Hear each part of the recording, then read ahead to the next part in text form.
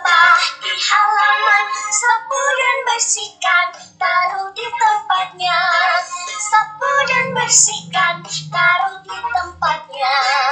Jangan membuang sampah di mana-mana. Jagalah kebersihan di lingkunganmu. Sampah di rumahmu, sampah di halaman, sapu dan bersihkan, taruh di tempatnya. Sapu dan bersihkan, taruh di tempatnya. Okay, good morning student. How are you today? Puji Tuhan, kita sudah masuk di hari yang baru dan di bulan yang baru ya. Sekarang kita sudah masuk di bulan 3 atau bulan Maret. Sudah siap buat belajar anak-anakku? Ya, siapkan alat tulisnya, bukunya tema 6, taruh di atas meja. Perhatikan video pembelajaran yang akan Mem Ningsih berikan untuk anak-anak dan semoga anak-anak semangat belajar hari ini ya. Pembelajaran jarak jauh kelas 1 SDK Kabar Baik. Hari ini materinya tema 6, subtema 4, bekerja sama menjaga kebersihan dan kesehatan lingkungan. Pembelajaran 1 dan 2 kita sudah masuk di subtema 4 ya. Oke, hari Senin tanggal 1 Maret 2021. Silakan anak-anakku buka halaman 114. Silakan anak-anak buka halaman 114 ya. Mem Ningsih akan baca dan saat Mem Ningsih membaca, anak-anak juga ikut membaca di rumah. Bekerja sama menjaga kebersihan dan kesehatan lingkungan. Orang-orang tinggal di tempat berbeda. Ada yang tinggal di kota, ada juga yang tinggal di desa. Semua orang menginginkan lingkungan bersih. Lingkungan bersih membuat tubuh sehat. Lingkungan kotor membawa penyakit. Bekerja samalah menjaga lingkungan tetap bersih. Tuhan mencintai orang yang menjaga lingkungan. Nah, kebersihan adalah pangkal kesehatan. Ada tulisannya di situ ya, Nak. Nah, apa itu lingkungan, Nak? Lingkungan alam adalah ciptaan Tuhan dan manusia memiliki tanggung jawab untuk memeliharanya. Lingkungan itu adalah sekitar rumahmu atau bahkan saat kita pergi dimanapun kita akan bertemu dengan lingkungan ya. Lingkungan di mana kita berada di situ ada lingkungan. Nah, lingkungan yang kotor akan membuat kita tidak nyaman dan mudah terserang penyakit. Anak-anak pasti senangkan bermain di lingkungan rumah yang sehat, yang bersih. Demikian juga di lingkungan sekolah yang sehat dan bersih. Nah, karena kita cenderung lebih menyenangi sesuatu yang bersih. Kalau anak-anak senang sesuatu yang kotor, berarti harus dipertanyakan kenapa anak-anak lebih nyaman pada lingkungan yang kotor. Tapi hampir semua orang lebih menyenangi tempat yang bersih. Karena tempat yang bersih memberikan rasa nyaman. Ya, memberikan rasa nyaman dan yang pasti itu akan membuat kita tidak mudah terserang penyakit. Nah, kebersihan lingkungan adalah tanggung jawab semua warga masyarakat. Dimanapun kita berada ya, di lingkungan manapun, baik di rumah sekalipun, di lingkungan tempat tinggalmu, di lingkungan sekolah, kebersihan lingkungan tersebut adalah tanggung jawab dari semua warga masyarakat atau semua orang yang ada di dalam lingkungan itu. Ya, Nak ya. Kita lanjutkan, yuk. Kita buka sekarang di halaman 115. Ayo membacanya. Mem Ningsih ingatkan sekali lagi ya, saat Mem Ningsih membaca, anak-anak wajib membaca. Mem Ningsih nggak mau anak-anak bacanya sudah semester 2 tapi terbata-bata ya. Harus sudah lancar untuk membaca ya. Ayo membaca. Lani bercerita tentang kerjasama. Lani bercerita tentang bekerja sama menjaga lingkungan. Bacalah dengan nyaring. Bekerja sama menjaga lingkungan. Ini judul dari bacaan ini. Siti adalah tetanggaku. Siti menanam banyak pohon di rumahnya. Siti menyapu lingkungan rumahnya setiap hari. Siti selalu membersihkan saluran air di depan rumahnya. Di halaman rumah tidak ada air tergenang. Sampah tersimpan di tempatnya dengan rapi. Keluarga Siti tetangga yang baik. Kami membersihkan saluran air bersama. Kami menyiram tanaman bersama. Kami bekerja sama menjaga lingkungan. Aku bersyukur bertetangga dengan Siti. Nah, di sini anak-anak menceritakan tentang Siti. Siti yang menjaga lingkungannya. Ya, di rumahnya Siti diceritakan bagaimana rumahnya Siti itu banyak pohonnya. Terus Siti dan keluarganya rajin menyapu lingkungan rumahnya setiap hari. Siti selalu membersihkan saluran air depan rumahnya dan rumahnya tidak ada air tergenang ya, sampahnya tersimpan di tempat yang rapi. Nah, keluarga Siti adalah tetangga yang baik. Nah, sebagai tetangga yang baik kita harus selalu saling bekerja sama untuk menjaga lingkungan. Ya, jangan sampai tetanggamu yang membersihkan selokannya tapi kamu bagian yang buangin sampah ya. Jangan, karena itu bukan tetangga yang baik. Atau tetanggamu rajin menyapu ya, menyapu halaman tapi bagian kita adalah yang mengacak-acak sampah-sampah sehingga berterbangan kemana-mana ya. Tidak ya, itu bukan contoh yang baik ya. Nah, kalau kita melihat keluarga Siti adalah tetangga yang baik dan mereka bisa bekerja sama untuk menjaga lingkungan.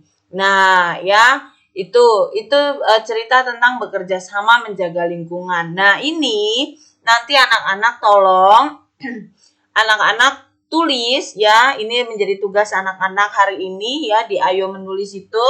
Amati teks bekerja sama menjaga lingkungan, jawab pertanyaan berikut. Tuliskan satu kalimat tentang rumahnya Siti. Ya, menurut kamu rumah Siti itu seperti apa? Tulis di situ. Siti menanam banyak pohon di rumahnya. Mengapa Siti menanam banyak pohon? Ya, menurut kamu kenapa Siti menanam banyak pohon? Nah, beritahu tentang temanmu tentang rumahmu. Gunakan kata-kata sendiri. Jadi kamu di nomor 3 ini kamu menceritakan tentang rumahmu. Rumahmu itu seperti apa ya? Nah, lingkungan rumahmu kotor. Kalau lingkungan rumahmu kotor, bagaimana perasaanmu gitu ya? Itu nanti anak-anak jawab ya. Nah, kita lanjutkan pembelajaran berikutnya. Nah, hari ini kita akan melihat aturan tentang menjaga kebersihan lingkungan. Ya nak ya, di sini Udin dengan teman-temannya mereka lagi berbincang-bincang atau berdiskusi tentang aturan ya. Nah, Memningsi mau ingatkan lagi, apa itu aturan anakku? Aturan adalah hal yang harus dilakukan. Apa itu aturan? Aturan adalah hal yang harus dilakukan. Aturan di lingkungan masyarakat harus dipatuhi oleh seluruh warga masyarakat di tempat tersebut ya. Aturan dibuat supaya hidup menjadi nyaman dan teratur.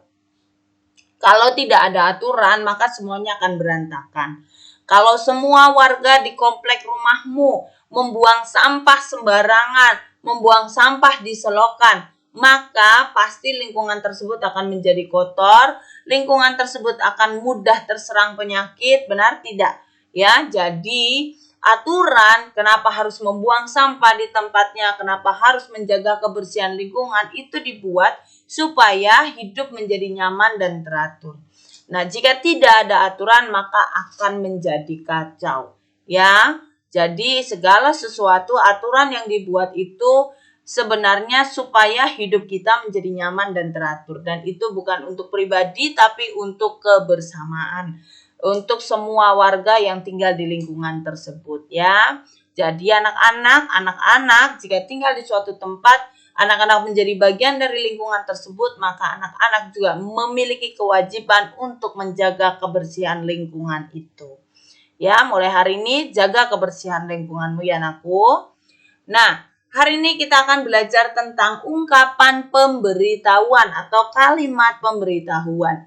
Ya, Memningsi akan jelaskan, ungkapan pemberitahuan itu berisi informasi. Ungkapan pemberitahuan berisi informasi. Ungkapan pemberitahuan harus ditulis dengan bahasa yang mudah dipahami. Ya, sekali lagi ungkapan pemberitahuan harus ditulis dengan bahasa yang mudah dipahami.